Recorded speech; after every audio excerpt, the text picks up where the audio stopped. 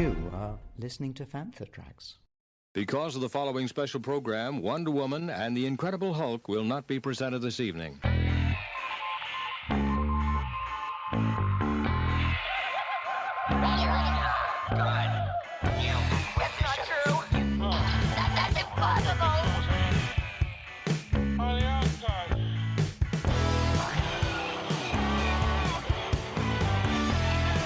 It's time to get all your Star Wars news in a single file. This is Making Tracks. Here are your hosts, Mark Newbold and Mark Mulcaster. That's not true. That's impossible. Hello and welcome to episode 185 of Making Tracks, brought to you by the most fine folk over at fantatracks.com. My name's Mark. I am one of your pilots on our journey round the Star Wars galaxy, and my big hairy co-pilot is of course none other than Mr. Mark Newbold. Mark, how you doing, buddy? How's things? It's good. I would have been less hairy if I'd got to the hairdressers this morning as I planned to get my hair cut. So nice bit of volume there on the old Barney. Yeah, thank you. How's things, dude? So how's your week in Star Wars been? I think now we're coming out of January, we're heading into February, we're starting to sort of plot and plan. I know you certainly are with your work with the Rebel Legion, but sort of starting to plot and plan for events and stuff that's coming up and looking ahead already, looking to the summer for LFCC and Star Wars Fan Fun Day and all those kind of events. So, yeah, we're doing good. How about you, mate?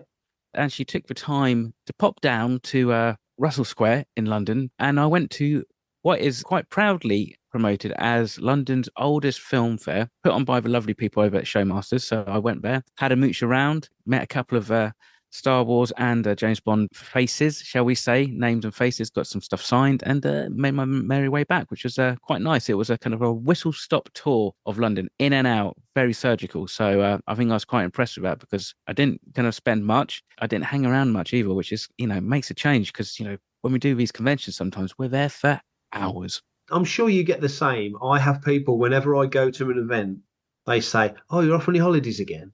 And I'm like, I wish it was a bloody holiday. Up early and you're on your feet all day and then you're socialising at night, which is fun, but it's still a long day. I'm not complaining. I wouldn't change it. But yeah, it's certainly no holiday. This week, have you had anything new come into your collection, Mr. Mulcaster? No. I did go down, like I said, to London Film Fair. There were some items that I wanted, but I couldn't find them. But I did come up with a couple of contacts for dealers who were like, we might have that, just not here. So we will get back to you. I'm heading to Greece with a band this weekend, so I'll keep my eye out for any Star Wars bits and bobs out there. You'll be surprised what random stuff you kind of find when you're on your travels with a band. So if I see something, I'll pick it up. If it's not for me, I'll pick it up for you. How about yourself? What about you? What did you get? Well, one thing I can mention is I do have a spare copy of Dawn of the Jedi if you're in the market for such a thing. So I am, sir. Yes, we talked about this last week. Yes, I will very much gracefully take that off your hands. Don't you worry. Fantastic. I got nothing much this week. I've been sorting the room out, putting bits away and having a bit of a tidy around. I had some of the latest hoodies and caps from Roosevelt come through, so I'm very, very pleased with those. But I did get this. It's researched and edited by Cara DJ. It's Star Wars Woodstock. It's a historic timeline of the first Star Wars celebration. So Dan Madsen, who was instrumental along with Steve Sansweet and some of the other Lucasfilm folks in getting Celebration started back in '99 in Denver to celebrate Phantom Menace, he posted about this on his timeline, but I thought I'm going to take a little punt on this. I'm going to order this. It's not the sort of thing I would normally get these days, back in the day, definitely, but not so much now. And I'm so glad I did because Cara sent it through. And it is, in a word, delightful. It's completely fan put together. It's proper old school, scrapbooky, handwritten, from her point of view, going through the whole event, day 1, day 2, day 3, of course, on the Sunday. It's just absolutely gorgeous. Some well-chosen photographs and just a little look at what happened at that celebration. I haven't read it cover to cover yet. I'm very much looking forward to putting some time aside with a cup of tea and having a good go through it. Yeah, I think I might just be subscribing to this fanzine because it's been a long time since I've actually had a physical in-hand fanzine. Yeah. And I kind of missed it. Yeah, I was going to say it's kind of like a lost art and something very much of like a bygone era when you think about it. Nowadays, everybody is vlogging and blogging and posting on social media and stuff. It's very rare to join a fan club these days and B, actually have a physical newsletter, which is really cool. So having like a fanzine like that, it's kind of like unique. So I hope it does well, and I hope that she continues to put some out because, I mean, the actual topic sounds great. I mean, for me, I didn't really even hear much about like what Star Celebration was until maybe 4, I think, or Yeah. 5. And at Yeah. that point, it was through probably the Force cast, by which Yeah. point it had been and gone. And Yeah. so, the first one for me was the first like London Celebration. Same. But yeah, from what I had heard, the first celebration was almost a military operation, just partly because it was flooded, wasn't it? Pretty It was much. a mud bath, yeah. Yeah. You should do a little review on the site if you haven't done one already. Once you've had a chance to kind of like nip through it. That is totally the plan. It's charming. She's put a little sticker in, and there's a trading card and just a little note saying thanks for the interest. There will be a review of this on the site over the next week or two. Brilliant. So what are we going to talk about today? Daisy Ridley. There's been loads of posts about Daisy lately. She's been talking to lots of different outlets because she's got a lot of work on the go, a lot of films and projects on the go. But of course, every time she talks to somebody, they can't not ask her about Star Wars, of course, because she is, as we know, coming back for what we keep calling episode 10. It won't be called episode 10, I don't imagine. In this interview with Inverse, she talks about her latest film roles and then nips back to the era of when she got the role, when she was much, much younger. She kind of, it's kind of almost funny because she barely looks any different. And yet she talks about herself like she was a toddler at the time. I guess in acting terms, maybe she was. But the role really did, not just mentally and not just professionally, but physically take a toll on her. She mentions it in the piece. I'll read it. Ridley, for example, has been open in the past about living with both endometriosis and polycystic ovary syndrome, which are two extremely common disorders that afflict women, and skin problems she's experienced as a result. She's spoken about the toll that stress and exhaustion took on her after The Force Awakens hit theatres. And by the time The Last Jedi opened, Ridley's anxiety was so severe, she developed holes in her stomach wall, which can be very dangerous. She mentions slowing down and then the pandemic and Rise of Skywalker and all the other stuff. So she really was in the wars.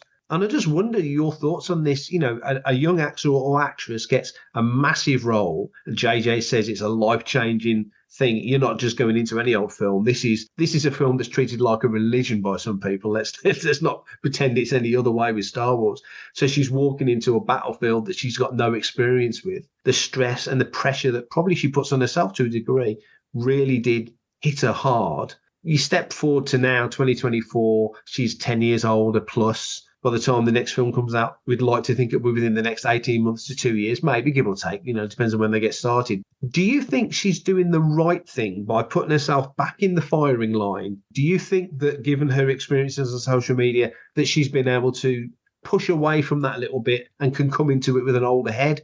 Yeah, I mean, I think this time around she's probably got a better understanding of what she's kind of letting herself in for, the anticipation and the hype behind The Force Awakens. It very much was like trying to run alongside a roller coaster and jump on it whilst it's moving. It was kind of different for Mark and Harrison and Carrie back in the day because they were going along with the success. So the success happened with Star Wars. So not only was it successful and they were taken back, I think the public was taken back and didn't quite know really what Star Wars was in the same respects. Now, 40 years on, everybody in 2014 and 2015 was hit over the head with like nostalgia of like, this is what you are meant to feel when you watch Star Wars, and this is what you're going to feel when you watch the new Force Awakens, and look at our amazing new cast. Aren't they lovely? You're going to love them. You've kind of basically been, I wouldn't say hung out to dry as such, but you're definitely out on a limb, and ultimately if a film is successful or if it fails, you're in the firing line. And that's what we saw, especially like 10 years ago. Social media was becoming that ugly monster that it now is. And the proliferation of Facebook, Twitter, and Instagram and everything else, which came in between, Vine and all the other bits and bobs, that all adds up. And, they're suddenly being thrust into that public spotlight, as well as having to perform on a day-to-day basis, in the role and train, because those videos that we saw of Rise of Skywalker, this behind the scenes videos of Daisy training, Matt, it was up there with the intensity of, Hayden and Ewan in the prequels. I think fair play to her. I think it's great and highly commendable that she's kind of come up and said, look, this is taking a toll and stuff. And also when you go back and I saw this article for the first two films, she was paid $270,000 to $325,000 for each film, which is a lot of money. However, you think about now, she's been reported to maybe be earning somewhere in between like 12 and $13 million. So the fact of the matter is, not only must she have the confidence of being able to come back and deliver, but the studio must have the same confidence to be able to kind of like say, right, we write this check for you because we believe in you. And so that in itself has got to make her feel a little bit more comfortable that she could helm this ship, and she's prepared mentally and physically to be able to do it. I suppose when Force Awakens came out, it's a massive difference. I suppose you can grade down a cast, and I suppose you can on most films, and certainly any sequel, if there's a returning actor. But if you're in Star Wars and you've got the Holy Trinity coming back in The Force Awakens, that's like mega level, insane interest. No wonder the film did as crazy well as it did. And then you have your new cast, and then you have the characters and parts like a Boba Fett type character. You know, those kind of characters. Not that they were in the sequel trilogy, but you know what I mean? You always get these sort of gradients of characters in Star Wars films. And Daisy comes in as the big new character and the interest that comes with it. And Daisy's the focal point. She's the girl on the posters. And, you know, we know that she's the one that we're following. You go into this new film now and you mentioned the money. Of course, Daisy Ridley is not going to earn a fraction of what Harrison Ford earned because he's Harrison Ford and he's made billions. There's only Samuel L. Jackson made more money at the cinema history than him. So, of course, he's going to make more money. And now she goes from earning that small amount, which no doubt it was, to her profile's raised. She gets other roles, and you get to episode 9, and she obviously earned more for episode 9. And now, as you say, comes back on a hefty pay package. My long-winded point is that she is now kind of where, in relation to this bunch of films, she's where Harrison, Mark and Carrie were when they came into The Force Awakens. I know she's much, much, much younger. We could have an 18-year-old come into this new film in a race, I'm waggling the air quotes, race-style character. And Daisy, as Rey, is now in her 30s, much further on down the line as a character and as an actress. And so you've kind of got that dynamic sort of replicated again, and she's got all that heft behind her. So what I'm thinking is now she's very much put this out there. We're talking about it. Other podcasts, other websites, other organisations will talk about the fact that doing this, it was tough. I mean, like in any job, whatever job, you know, I have crap days, you have crap days. It's a job. This job really whooped it out of her. She's put it out there. So do you think, maybe not an overt way, but do you think perhaps Lucasfilm are listening, thinking, we need to make sure this doesn't happen to Daisy again? Or do you think things like this are just beyond anybody's control? Because if you could protect somebody against it, you would, wouldn't you? Yeah. Is it fair to say that in some respects, these stars are earning the money because they are out there? And so you could almost say that there's a certain level of danger money attached to the role, because if they're helming this foray into the future for Star Wars, then, you know, she's going to be ultimately connected forever. In the same way that it doesn't matter really what any of those other actors have done, Mark, Carrie and Harrison, they will forever be associated with Star Wars. Star Wars actor Mark Hamill, Star Wars actor Carrie Fisher. You know, that's how things get reported and connected, and that's how people become household names. And as you get more successful, obviously the risks get higher, but then also I think the confidence to be able to land those jobs and to make sure that, you know, it's executed well, there's more confidence there. Sure, you're going to stick your neck out for big jobs. However, you're going to know through experience how to deal better with a fan reaction, if it's positive or if it's negative, or if it's really negative. And I'm sure she's learned over the years in probably the hardest way possible, just to switch off. You know, she came off social media and, you know, she just ignores the trolls. And that's a great way of doing it. It's not something you can learn other than by doing it and experiencing it, you know, which makes it really tough. When those 3 films came out before, certainly on Force Awakens, you saw Harrison on the press tour, on the PR push, and Carrie, of course. Yeah. And Mark, very much so. Daisy and Boyega, John and Oscar Isaac, to a slightly less degree, were out there as well. Now you come back all these years later, 10 years next year since Force Awakens came out, and Daisy will be the marquee name. Do you think that she'll be out there? I can't imagine that she wouldn't be, but you know, she'll be the one out there telling stories of, hey, when I worked with Carrie Fisher on Force Awakens and Last Jedi, you know, those kind of things. It's another level of maturity, if you like, in the role and as an actress. So do you think she will shy away from wanting to do that PR push, or do you think she'll be right in the thick of it?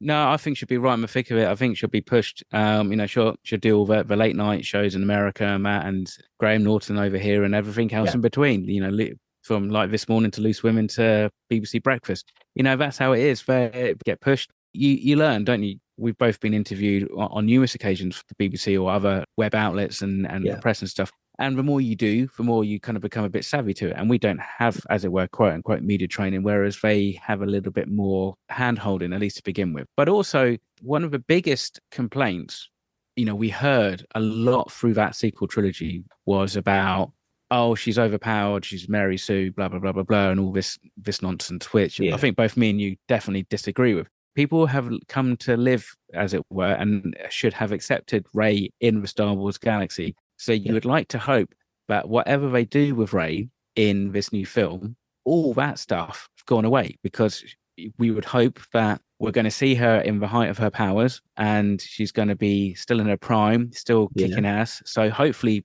they're going to be able to do something which is going to be even more fantastic and slightly out of the box and really maybe push for Jedi and what they are in a different direction. But you'd kind of think that evolution of how she got from Rey from nowhere on Jakku to where she is now, that will, I think, have been bedded into the lore, into the expanded universe, and it's going to just feel a little bit more like, oh, we're picking up a Rey story. How fantastic, rather than trying to kind of size her up and work out who she is and what she's actually doing on our screen. For everything in one location, daily news, reviews, interviews, podcasts, video and social media feeds, bookmark FanthaTracks.com for Star Wars news 24/7, 365.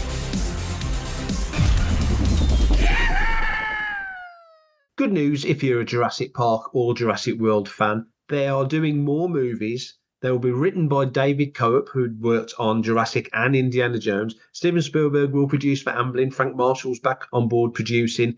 Probably ILM doing the visuals and Skywalker Sound doing the audio and all the other Star Wars connections that come with a Jurassic film. It's only a couple of years since Jurassic World Dominion came out, and it's looking like we could have a new Jurassic film maybe within 12 to 18 months.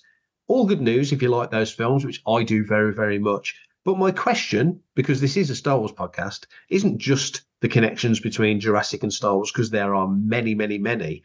But do you think, Mark, there can be too many sequels or prequels? We live in a world, Star Wars, there's sequels and prequels and equals and all the other calls that you could possibly want. And we want more of it because it's a world, it's a fully rounded world, and you can dip into all sorts of corners of Star Wars and tell numerous stories. Goodness knows there's books and comics and everything coming out every week. So Star Wars maybe is slightly different, but the amount of times people say, who asked for this, who wants this? We've seen it with Jurassic, where people are saying, really, do we need more Jurassic films? And the last three movies all made $1 billion. I'm pretty sure Universal and the shareholders are very happy for there to be more Jurassic films. But do you think sometimes there can be too many sequels? And I asked that to a James Bond fan. There's how many James Bond films? Do you think you can go to the well too many times? Maybe that's the better way of putting it. Well, you can. If we look at just other random properties, and I'm going to say Predator, right? And especially Predator, if they had never made another Predator film after Arnie got in the chopper, I think I would have been a happy man, because that film did exactly what it needed to do in the tin and no more. That's kind of like late 80s. We're still in the world of the sequels, so they have to make a second one. And it had Danny Glover in it, and it just wasn't very good. I think it comes down to, does the actual initial premise support multiple iterations and multiple attempts to make a new franchise? Because that's basically what it is. Everybody wants a franchise, and I've said this loads. It's we are living in the world of a franchise at the moment. There was a bit of a backlash in the box office, but with films like Oppenheimer and Barbie, which are standalone, and we knew that really there's never going to be an Oppenheimer 2, and we need that. I saw the opus that is The Beekeeper with Jason Statham. That's a kind of film that quite easily do a sequel to. It's quite formulaic anyway. The whole kind of concept is very much man on a mission, kicking ass. Simple.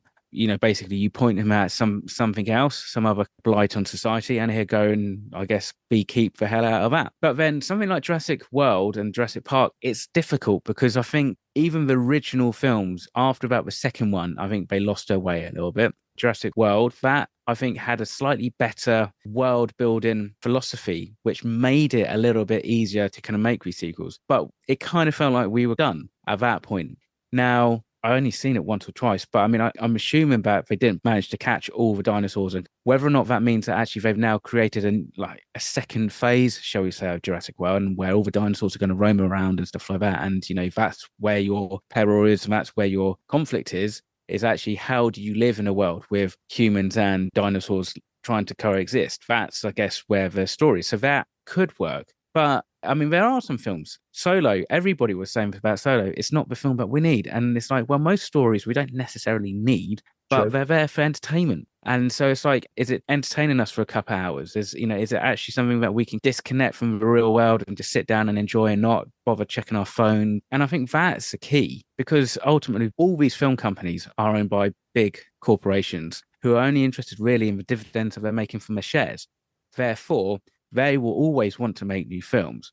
And I think it's kind of the challenge of the creatives to then come up with a new and interesting story to justify that. When Star Wars came out, one of the benchmark films that it was compared to was Planet of the Apes. Fox were thinking their other big franchise was Planet of the Apes, and if Star Wars can do as well as Planet of the Apes, which even by then was starting to drop into sort of TV movie level, it would be doing okay. And of course, It made more than all the monkey films put together, so big hit. You come to 2024, we have Kingdom of the Planet of the Apes coming out. When you've had a trilogy of apes movies, as good as those three were, then they announce a new one. And you look at it and realise, wow, we've stepped forward. We're moving towards the original Planet of the Apes era now, where the apes are in charge and the humans are on the run. And all of a sudden, I couldn't outwatch that trailer, apart from thinking technically it looks amazing and those films have been uniformly good.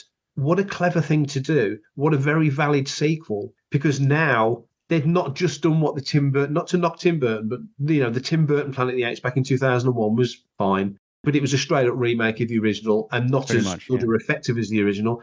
But now you've come along and you've had this grounding of this original trilogy of modern Planet of the Apes films. And now they're getting into that world that we knew so well from the original. Was it 68, 69 when the first 68, Planet of the Apes? Yeah. Mm-hmm. So they've really thought that through and quite possibly set up another trilogy. That feels like a very, very valid sequel. And you just mentioned the hypothesis of where they could take Jurassic going forward in the future. And they hinted at it in the last couple of films of sort of human DNA getting worked in and different creatures and what they put in the Indominus Rex so it can cloak itself in Jurassic World and all the other stuff that they did. And when that film came out, not quite to the same degree, but not that far away, it was almost as big a hit as Force Awakens, bringing back an old franchise. And so I think sometimes you can go to the well too much. Like, this is where, say, personally, I think MCU kind of struggled, is that you kind of felt like you had a clear and definite line drawn at the end of Endgame. That's it. The world and the galaxy, in fact, everywhere, the universe has been saved. Yeah. So therefore, everybody lives happily ever after. Now, we know that's not the same because, the next issue of Iron Man comes out by Marvel next week, and it's he's back kicking ass. Because that's when you kind of feel like, okay, you've had a franchise, and now you're almost trying, like a Night Sister, to kind of reanimate it a little bit. And it's these zombie franchises which have basically been dead for almost a long time. That's where we're at with Star Wars. Yeah. I think sometimes with Star Wars, when they try and fit stuff in the past, so in that time period between the rise of the Empire and like eventual destruction, it kind of feels a little bit more shoehorned. But the stuff going forward with, say, the Mandalorian and with Rey, that feels a little bit more natural, even though we know there's still a end game in the Mandoverse, because we know that it ends with the start of the sequel trilogy. That's a 35-year time gap. So that's a hell of a lot of time to tell different stories and introduce different characters. The only thing, though, with Star Wars, that there's never been a point, maybe at the end of A New Hope, if it hadn't made enough money and they didn't do Empire and they made that crappy TV movie version of Screaming in the Mind's Eye, whatever they did, and they didn't do any more, we'd still be talking about Star Wars. We'd still think of it fondly, no doubt. We'd look back and say, that was a great film from our childhood. But there's never been a moment, really, outside of George saying, I need a break, where the fandom has gone, right, enough, we don't need any more. There's no desire for any more. It's such a rich world. It's such an involved environment that even if you're not telling stories about Luke and Leia, you'd want to know what the Rebellion is doing or what the Underworld is doing. There's never been a line drawn in the sand. You make a great point about Endgame. I think Marvel probably now and Disney would look back and go, maybe we should have just left it for 3 years. and come back to it. And now we're just getting into phase 4 rather than being where we are. And understandably, the business, Disney Plus takes off and it does so well. And Star Wars has never had that line drawn in the sand, really, has it? There's always been the desire for more. Yeah, there always has been. And I think it's, I suppose you say almost like there's a difference. So Star Wars created, I think, really what we consider like a fandom. And whilst there were others like Star Trek and, like I said, James Bond, about the first big business fandom. I mean, I think there was an ad was published in like 1983 or something, which listed all the licensees for Lucasfilm. And it kind of said already earned like $2 billion in merchandising. And that's in 1983. But the thing is, there's so many different pop culture, kind of genre, franchisey things. People are, I think, a little bit more attuned to hopping on one and then binging it. And I suppose you almost say like mainlining it for its period where it's in vogue. And then they happily hop onto something else. And they happily hop onto like another thing. And then obviously when a good Marvel film comes back or something, they kind of then jump back onto it. You do see with Star Wars that fans are consistently there. Like, you've been consistently there since like 1980, and I've been consistently there since like 91. And that doesn't necessarily mean that every week we watch Star Wars or every week we do something to do with Star Wars, although nowadays every week we talk about Star Wars and every week we're doing some form of Star Wars. But that's partly because of where we are in the fan community. For a lot of people, like, films finish and then they see a trailer for something else and they go, oh, that's great, and I'm going to get into that. And then they kind of move on to that. It's kind of like this weird, slightly, I don't know, ADHD kind of disposable world that we now live in, I think, for a small portion of people. And don't get me wrong, I'm sure there's people from 99 and even 2015 who are dyed-in-the-wool Star Wars fans. And if there was a hiatus for 5 or 10 years, would stick with it. But what happens is the echo chamber that we live in, and suddenly the people that we follow on Instagram aren't talking about Star Wars. It kind of comes off of your radar a little bit, and then you start to think about it. But then as soon as there's a film announcement, everybody's back on. So I think Star Wars is completely different to all the other franchises in the fact that it seems to be able to weather these lulls, and even maybe this, where we are now, I suppose maybe this, where people saying like franchise kind of exhaustion and that, where people maybe just a little bit tired of having to invest all the time in the properties. Hi, this is Guy Henry, and you're listening to Fantha Tracks. Enjoy. 2024 Oscars, they're not that far away, and ILM had an absolute banner night. Of the 5 films nominated for Best Visual Effects, 4 of them featured visual effects by ILM. The only one that didn't was Godzilla -1, an absolutely phenomenal film on every level. So, of course, The Creator was nominated, Guardians of the Galaxy Volume 3, Mission Impossible Dead Reckoning, and Napoleon. So it's looking pretty good for ILM in that visual effects category. You'd like to think it'd pick up a win. Goodness knows, over the last 20 plus years, it's been largely ignored for some reason I cannot fathom. But John Williams as well, nominated for Indiana Jones and the Dial of Destiny, 54th nomination. Phenomenal. Most nominations by anybody alive at the moment. Great news. And what a fantastic score it was. It really was. I mean, for me, who's not like a hugely well-versed Indiana Jones fan, I'm very much a casual fan. I mean, I did listen to all the soundtracks after I saw Dial of Destiny. I think the next day I was at work, I was like, do you know, I'm going to stick on the old indie ones. Partly because I was actually working on the unofficial science of Indiana Jones. That would be why I did that. There's definitely some tracks in Dial of Destiny that I was like, this is by far some of the best John Williams stuff. And I tell you what it was, they felt more memorable. And this is the thing, there's maybe 1 or 2, possibly only 1 or 2, and this is not necessarily a slight towards the sequel trilogy, but there's only maybe 1 or 2 tracks from that whole trilogy that I could really hum. I would know what they are to listen to them, and I know exactly where they are in the film. They don't have that hook that like the leitmotifs did in the original trilogy and even the prequels. But there's something about the Dial of Destiny soundtrack I thought was really cool. Prequel music, criminally underrated, and how The Phantom Menace didn't win Best Score in 99 completely evades me. That and Empire are the 2 best Star Wars scores, and Solo. But Solo wasn't nominated because some fool didn't write the format properly and it wasn't even up for nomination. Insane. That will bug me till my deathbed. But great news for ILM.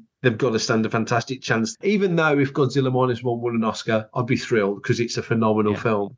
Given all of that, we have a listener's question that kind of links into that John Williams point. And it's from Can't Stop Serenity 97 on Twitter, or X. I guess that's what we're calling it these days. The question is, who should score future Star Wars films, whether they should have different composers or the same one, and whether or not John Williams can or should be involved. So I'll pick up on that briefly. It felt like John Williams was going to retire. He said Dial of Destiny was his last score. He's now kind of retracted that because as much as you can have a second wind at 91, whatever wind you get, and I suppose you take it. But he's feeling creative and he wants to carry on. If the right project comes along, he'll take it. But he did music for Galaxy's Edge. He did the main theme for Solo, which you just mentioned with John Powell. He wrote the main theme for Obi-Wan Kenobi. So he's been involved plenty in modern Star Wars music. But we've got Andor on the go with Nicholas Britell, which was fantastic. We've got Natalie Holt, as we say, just did Kenobi, and Giacchino has done Rogue One, and John Powell has done Solo. So there's other composers, and of course Ludwig Göransson, who's won awards for his Star Wars music and was nominated again at the Oscars alongside Williams for Oppenheimer. So whilst John Williams is around, whilst we're lucky enough to have him, and I'm going to make the weirdest comparison, which is not a fair comparison whatsoever, but I'm going to make it anyway. Do it. You always threw a Stan Lee cameo in a Marvel film because Stan was around, and he's not around anymore. The last one, I believe, was Endgame. So if Stan Lee's around, you can throw a little cameo in a Marvel film. Why wouldn't you? Because it's bloody Stan Lee. And John Williams, the architect of so much amazing music for Lucasfilm, for Star Wars and Indy, and all the Spielberg things that he did. John Williams is around and he wants to pick up that pen and write that music. Why would you not have him involved?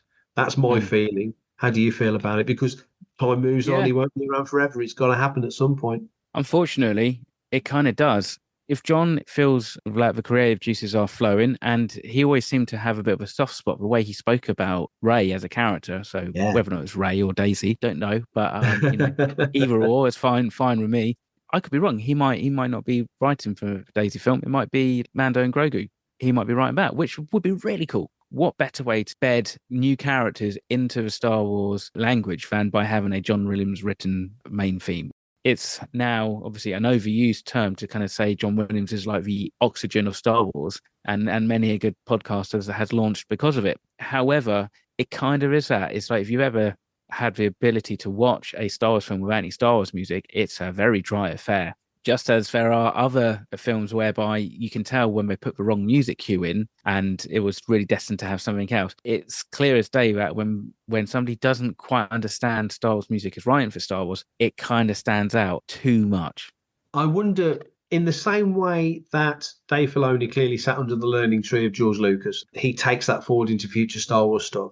And I think we both agree that's a good thing. It doesn't feel in the same way that somebody has sat down with John Williams and taken that forward, because Williams's music is so accessible and so out there. If you're a composer, it's not something you can just let's do a John Williams, but you kind of get the feel of it. And in the gaming world, there's been some beautiful music. Gordy Harbour's done stuff for Star Wars Squadrons and Republic Commando. Jesse Harlin did some great music, and there's music from Star Wars The Old Republic, and there's all sorts of great stuff out there. And of course Kevin Kiner with his Clone Wars work and Rebels and Ahsoka. So there's definitely people who grab that feel. And for me personally, John Powell, I mention him all the time, he scored for Solo, he's phenomenal. So it can be done in that sense. But do you think when you listen to certain scores, Mando, for example, Mando to me feels more like a Rocky score than a Star Wars score, and I love that music. So of all the things that really made me think,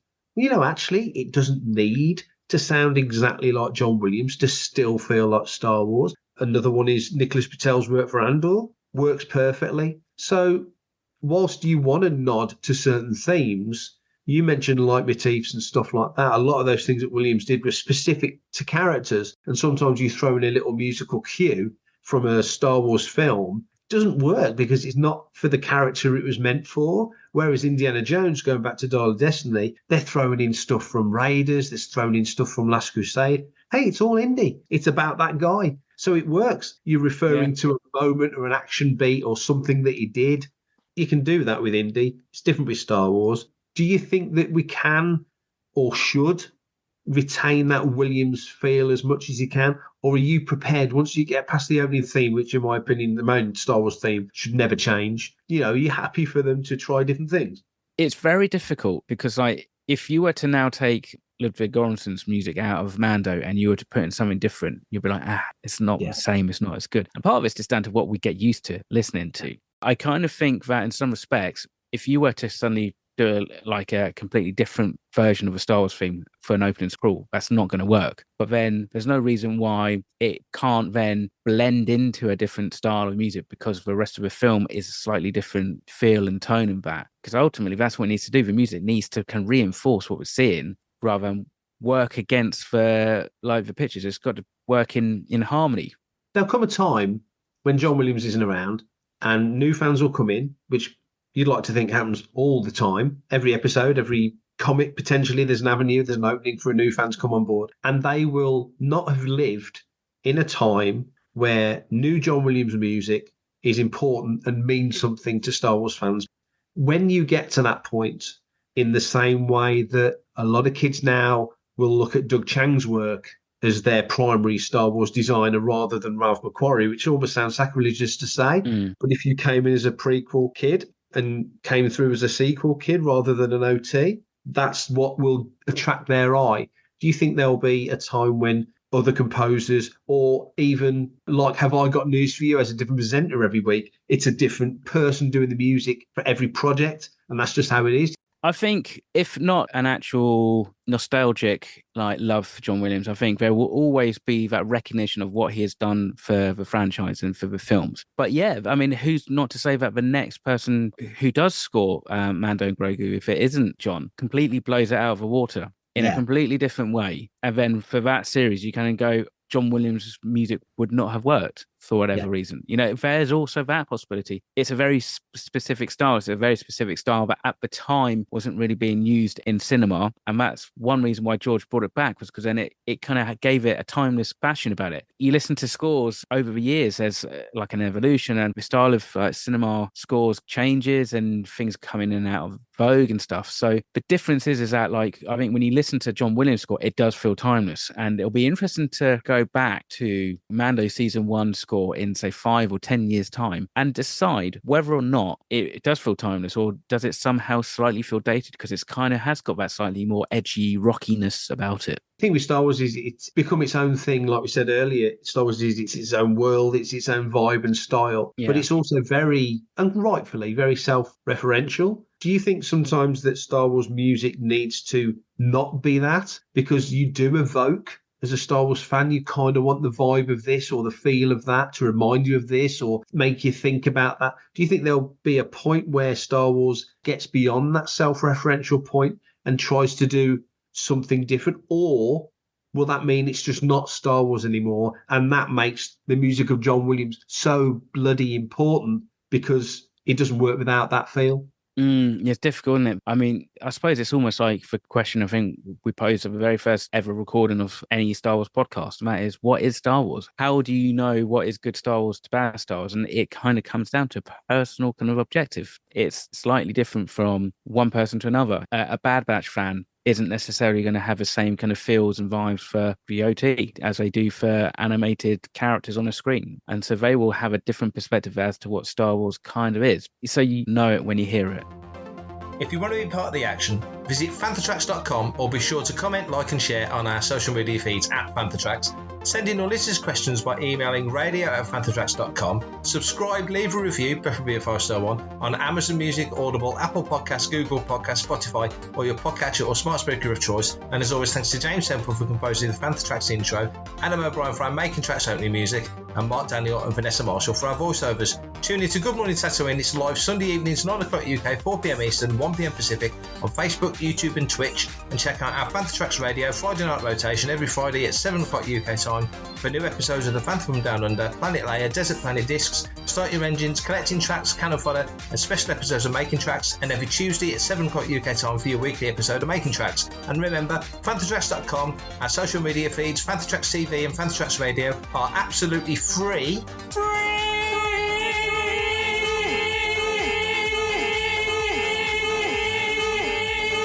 So no Patreon, Buy Me a Coffee, Kickstarter or Indiegogo required to stay updated on all the latest Star Wars news. Awesome. Okay, thank you very much for that, buddy. Appreciate that. And you take care and have a good week. I will catch you next week's episode. And to everybody else, thank you very much for listening. stay safe, take care, and of course, may the force be with you. Coming up next on Fantha Tracks Radio, it's another episode of Making Tracks. God, I wish we had a different presenter every week.